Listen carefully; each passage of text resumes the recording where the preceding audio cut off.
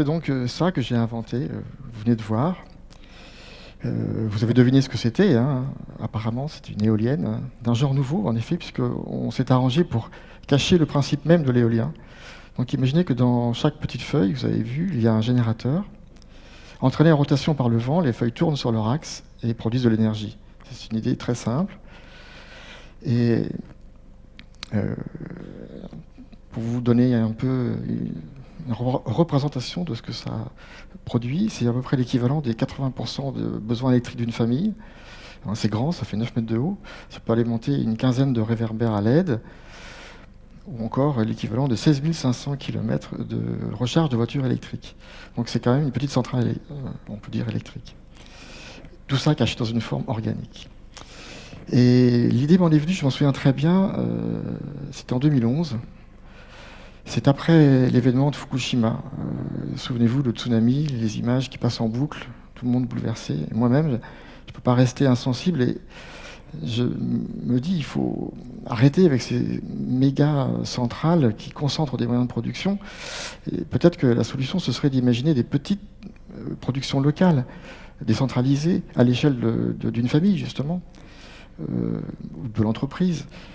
Et comme ça, je me convainc qu'il faut trouver une solution de proximité à taille humaine. Alors, à l'époque, je ne suis pas ingénieur, je suis romancier, j'écris des histoires pour la télévision, donc je suis très loin de l'univers scientifique.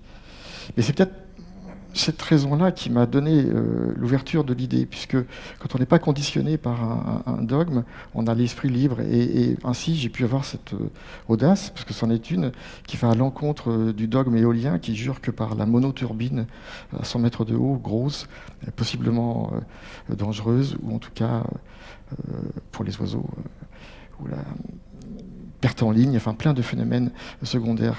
Et donc, oser penser la pluralité de turbines, miser sur les petits vents, à l'inverse des vents laminaires, miser sur la turbulence, c'était tout à fait une audace qu'un scientifique bien conditionné n'aurait pas pu produire. Donc c'est un premier avantage.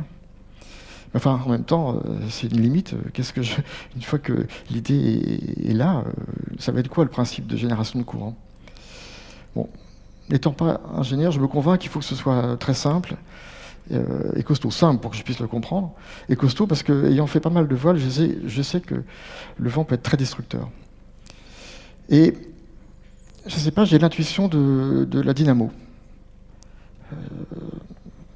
Je ne connais rien à l'univers mécanique, je n'ai pas la moindre idée de ce qu'est une dynamo, mais je sais que sur le vélo, mon vieux vélo au fond du garage, la dynamo est toujours là alors que le vélo est complètement pourri.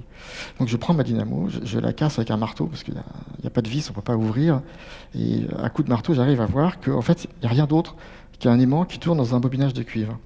Très simple, merveilleux de simplicité. Et la dynamo, c'est une molette qui tourne sur une jante et qui fait allumer la petite loupiote. C'est une idée si simple qu'elle est inspirante. Et donc, je pars avec cette intuition-là. Et figurez-vous qu'après 5 ans de R&D sur notre génératrice, forte de plusieurs brevets, qui embarque certes beaucoup d'électronique de puissance, de régulation, des microprocesseurs, il y a beaucoup de génie électrique embarqué, c'est malgré tout le même principe qui prévaut, un aimant qui tourne dans un bobinage de cuivre. Comme quoi, il faut croire dans ses intuitions. Je reste toujours avec mon problème parce que maintenant je vais où? Je ne sais pas comment faire.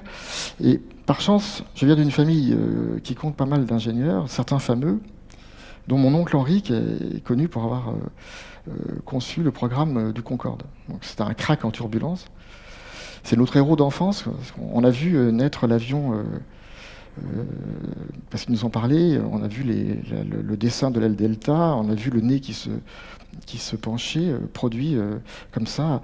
Ils avaient inventé le biomimétisme avant l'heure. Donc peut-être que c'est une source d'inspiration où j'ai biberonné de la science comme ça sans le savoir.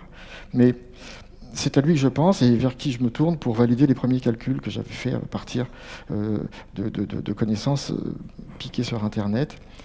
Et Henri, du haut de son autorité, fait tomber la sentence. Il me dit, mais c'est pas con ton truc. Ça pourrait peut-être marcher, mais enfin, Imagine que si tu arrives à sortir 1 watt par feuille, vu leur taille, on peut penser que tu n'auras pas plus d'1 watt par feuille. Pour un objectif de 3000-3500 watts, ce qui est un minimum, il te faudrait 3500 feuilles. Ça va être ingérable, il y aura des câbles partout, des connectiques, et avec 3500 aérogénérateurs, il n'y a pas de modèle économique possible. N'empêche, pour moi, il avait dit, c'est pas con ton truc, ça pourrait marcher. Donc, ça valait une validation. Et donc, je me voilà parti en train de bricoler un proto à partir d'un petit moteur que je trouve dans le commerce. Je prends celui, un petit moteur d'imprimante que j'inverse en générateur. Et je cisaille un bout de gouttière pour faire deux pales contrariées. Et je vais sur mon balcon, je tends en bras et je recueille 1 watt. Exactement ce qu'avait dit Henri. À partir de là, il y a 2 attitudes. Soit on se dit, c'est une idée peut-être sympa, mais comme dit Henri, c'est pas gérable, donc laisse tomber, passe à autre chose. Ou alors on se retrousse les manches, et de 1 watt, on fait 2 watts, et de 2, on passe à 3 watts. C'est le chemin que j'ai pris. Et évidemment, ça ne se fait pas tout seul, ni en un seul jour. Nos premiers protos industriels on a réussi à faire 9 watts. C'est déjà un saut, mais enfin, 9 watts, c'est encore très très loin du compte. Il faut beaucoup plus d'essais, de tests. On passe à 35 watts, des mois et des mois de travail. On passe à 65. Des jours, on améliore le modèle, mais on n'y est pas encore. Là, le temps passe et il faut se convaincre qu'il faut continuer pour atteindre cet objectif de modèle économique. Et d'ailleurs, ça me fait penser que j'avais mis sur mon bureau une devise, un peu pour traduire le mouvement. Je vous la donne. Essayez encore, ratez mieux. Et c'est ce que nous faisions. Et c'est une phrase de Samuel Beckett, comme quoi je restais un littéraire. Et à force de travail, d'itération, de proto en proto, on arrive à produire 100 watts par feuille. Donc, ainsi, en divisant par 100 le nombre de générateurs, on arrive au modèle économique. Et tout ça donc se fait en trouvant de l'argent. J'ai sauté une étape, mais c'est pas grave, je le redis maintenant. C'est que avant d'arriver à 600 watts, il a fallu que je m'entoure de talents. Donc j'ai recruté des ingénieurs avec un premier investissement fait en partie par mes fonds propres et en partie avec un investisseur que j'ai convaincu de mettre 100 000 euros rien que sur le potentiel de l'idée. Et c'est avec ces premiers argents que j'ai pu recruter les tout premiers ingénieurs et arriver au chemin que je viens de raconter, des prototypes qui ont conduit à 100 watts par feuille. Mais premier mantra de la start-up, quand on l'a créée, c'est cette opiniâtreté qu'il faut mettre tous les jours, au-delà des 100 000 euros de départ. C'est miser sur l'intelligence collective, conserver les talents pour pas qu'ils partent ailleurs, parce que dans les start-up, il y a un grand turnover. Et enfin, s'armer de patience. Bien sûr, les 100 000 euros s'épuisent rapidement. Il faut donc aussi savoir financer le parcours qui dure 4-5 ans quand on est dans l'innovation industrielle, comme c'était notre cas. Et alors là, il n'y a pas de secret. Soit vous avez de l'argent de famille, soit vous faites appel aux investisseurs type capital risque ou business angels.